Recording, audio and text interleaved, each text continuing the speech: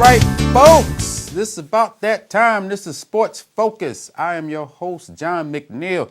Before we get started, we got a lot to talk about. Let's do something local right here. You see what this is? The East Hartford Hornets youth football.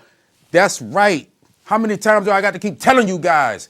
They got early registrations May 4th, Saturday from 12 to 3 at the Cultural Center, 50 Chapman Place. That's right, all you older kids, you 12, 13, 14-year-olds. Don't forget the youngins, the 7 and 8 and all you guys. You come on down, got early registration, $65 until July. That's right, May 4th. The following Saturdays, the 4th, we got the 18th, we got June 1st and June 8th, all going down at the community center this Saturday, May 4th. Be there. And don't forget you cheerleaders too. You guys get up in there too. And I'm tired of telling y'all. I'm telling y'all all these times. I'm going to keep telling you. And anybody else that wants something, just get at me and I'll put it on there. Now, I told you we got a lot to talk about. We got some serious stuff to talk about. Jason Collins, the big story of the week so far, is overtaking everything. Jason Collins, if you don't know, is the first openly gay athlete to just come on out and say, you know what, world, I am gay. Big move, bold move for a person.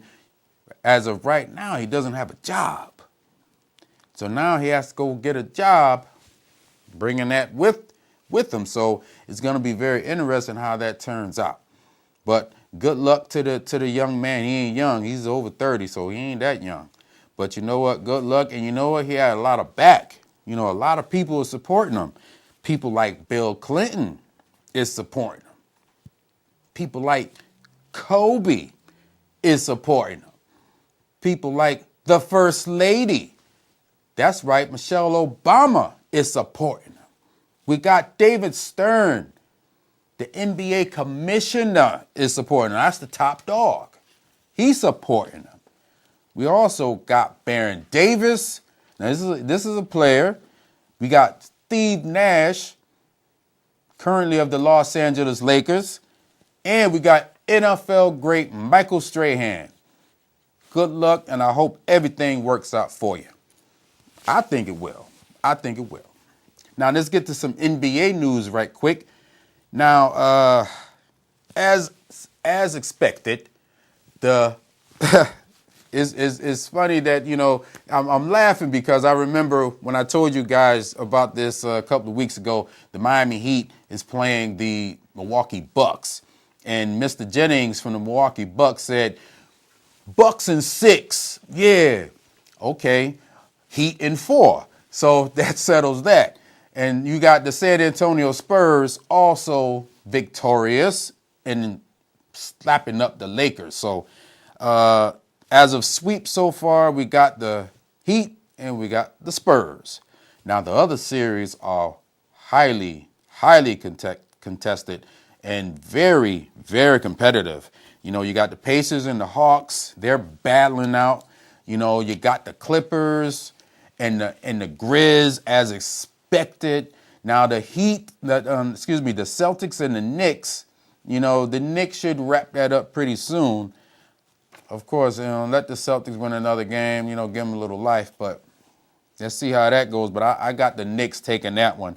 You know, the Nets and the Bulls. The Nets is trying to make it a little interesting, folks. But I don't know. I think the Bulls are going to pull that out. They got good defense, whether or not Derrick Rose comes back or not. And, of course, you got Oklahoma City against Houston. Now, that's kind of tough because now Russell Westbrook is out for the whole playoffs. So now they just got to go with Durant. So we're going to see how that goes, people. We're going to see how that goes. Now, I told you I always do research, and I'm looking at things and crazy things. This has nothing to do with sports. Check this out. This is a fish that was found in Grand Central Park. In Central Park, unbelievable. When I saw the picture, I said, I have to put it on there. It looks so freaky. What's going on in that park?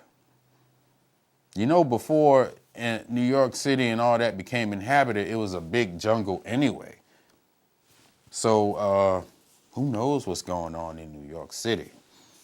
I don't even want to mess with it. But like, we got to keep it moving now. We got some NFL news coming up. Tim Tebow is out of here.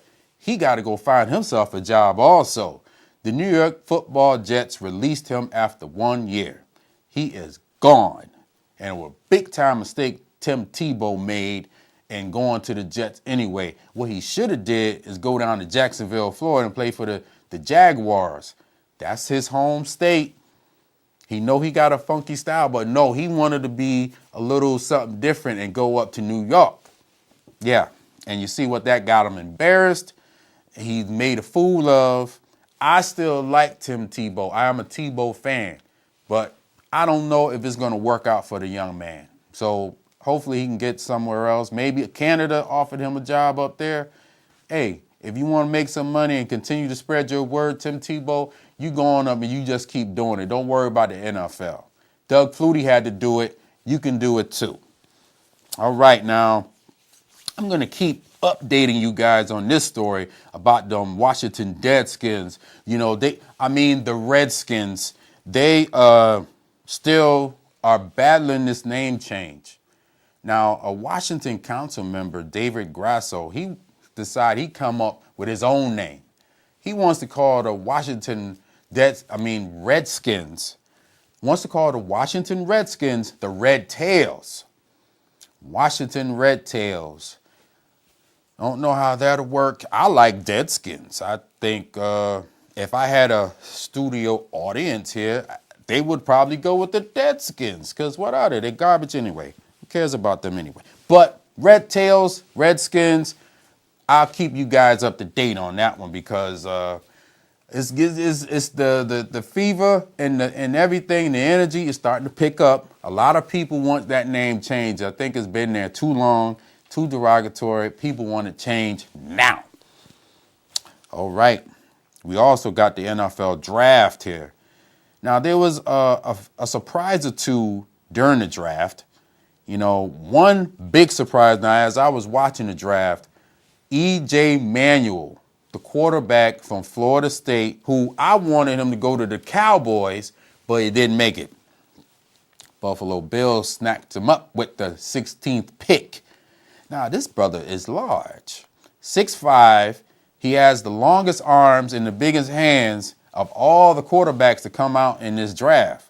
And Buffalo snagged him up. So they was like, you know what? He could play in bad weather. So that's one of their reasonings why they picked this guy, because he's accurate. And you figure he grips that football. If it's raining, snowing, cold, he got the biggest hands in the league. So he can get it done. So that's why they picked him. So good for him. I was hoping the Cowboys get him. But, you know, first round pick quarterback, no, that ain't going to work. Now, let's run around to the local stinking teams. You got the Jets. They had 2 first round picks. They picked D. Milner, cornerback, Alabama. And they also picked the defensive tackle, Sheldon Richardson, out of Missouri. I thought they were some good picks. A need, and they need to get pressure on the quarterback. So good for the Jets. They suck anyway. It's my show. I can say it. Just playing. Just playing. I know a Jets fan out there. The Jets, they're okay. They got a good coach. They're all right. And also the New York Football Giants, they picked up Justin Pugh, the offensive tackle out of Rutgers. The Cowboys passed on him. They was looking at him, but they decided to pass because they said he was a little finesse. Wasn't enough power in his game. Well, I don't know. We'll have to see, because the New York Football Giants do play the Dallas Cowboys the first game of the NFL season. So we're going to see how that goes, because I hope the young man don't shut our side down, because Jerry Jones, the owner, decided to call him soft. And now, people, let's swing it over It's Cowboys Talk. That's right. Cowboys Talk. Now, as I said, you know, they had the draft there. They could bring my buddy into the picture here. You see him. Boom. It's a hard hat. You work hard. And the Cowboys, I must admit, people, they actually did a good job. They sent me through the roof as I was watching the draft because I saw that that pick, and I'm like, what are they doing trading down from 18? How come they didn't get this guy? They didn't get that guy. But you know what? All said and done, when you look at the draft, and I'm going to run them down right quick, I think they did a good job. So let's start with the first round pick at 31, Travis Frederick. That's right. He breaks his teammates' arms. Just a little side note. Breaks their arms. He broke 2 of his teammates' arms. Keep that in mind. He's got a little nasty disposition to him. So watch it. Now we got the big tight end out of San Diego State, Gavin Escobar. 6'6", about 250-something pounds. And, you know, when I first saw this, I was like, wow, what are they trying to do? Folks, they're trying to change up who they are. They're changing up their offense. This year, they paid attention to the offense. The last few years, they've been paying attention to the defense. So, you know, once again, they get one of probably the best tight end in the whole draft. He's a pass-catching machine. And it's not to slight Jason Witten, but Jason Witten can't do the things that this young man can do. He can't run down the field. You know, you got all these tight ends. You got Jimmy Graham, the Gronkowskis. You got all these guys. Now, Escobar could be the next one. Now, the third round pick was, in my opinion, now I got another steal, but this is definitely one of the steals of the draft right here, is Terrence Williams out of Baylor. 6'2", 208 pounds, big, thick boy. That was RG3's boy. He led the nation in receiving. You see what I'm going here, folks? The Cowboys, as we see it, they're changing it up for the good. And now we got the safety. They took care of the back end. They got J.J. Wilcox out of small school like Georgia Southern, 6-foot guy. And then they got B.W. Webb, cornerback. Now, this was another find. They said, oh, we like him. We like him. And then when you look at all these scouts, they said they liked him too. So it must be real, folks. B.W. Webb, he's only 5'10", but they said he's a hustler. He's a hustler and a hitter. And so is Wilcox. So another steal of the draft. Joseph Randle. That's right. Joseph Randle, the running back out of Oklahoma State, had all them big runs, big back, 6 feet, 204 pounds. Are you serious? What? Same thing as DeMarco Murray, folks. It is amazing what they're doing down there. So, and their last pick, Devontae Holloman. Now, he's like one of them tweeners, safety, running linebacker. He can play both positions. 6'1", 243 pounds. So, all in all, I think the Cowboys had a great draft. I first gave it a B+. Now I'm doing all the research on these players. I'm giving it an A. Now, the A, it would have been A+, but that compensation draft when they traded and they should have got the second round pick, that bothered me a little bit. But just looking at these players and what they did, what they had, awesome! Folks, that's my time. This is Sports Focus, and I'm out of here. Peace.